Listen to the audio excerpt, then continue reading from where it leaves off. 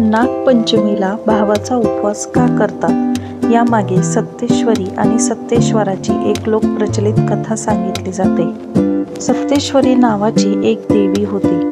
तिच्या भावाचे नाव सत्तेश्वर होते। नागपंचमीच्या आदल्या दिवशी सत्तेश्वराचा मृत्यू झाला। भावाच्या निधनाने सत्तेश्वरी अत्यंत दुःखी झाली। तिने अन्न पाणी त्यागले। तिच्या या भावावरील प्रेमामुळे आणि भक्तीमुळे तिला नागरूपात आपल्या भावाचे दर्शन झाले।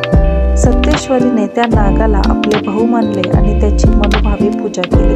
तिच्या भक्तीने प्रसन्न होऊन नागदेवतेने तिला भावाप्रमाणे रक्षण करण्याचे वचन दिले, अशी कथा प्रचलित आहे। म्हणूनच महाराष्ट्रातील अनेक महिला नागपंचमीच्या दिवशी किंवा आदल्या दिवशी भावाच्या दीर्घायुष्यासाठी आणि सुखसमृद्धीसाठी उपवास करतात। या उपवासामागे बहिणीचे भावावरील प्रेम, माया आणि त्याच्या कल्याणाची भावना आहे।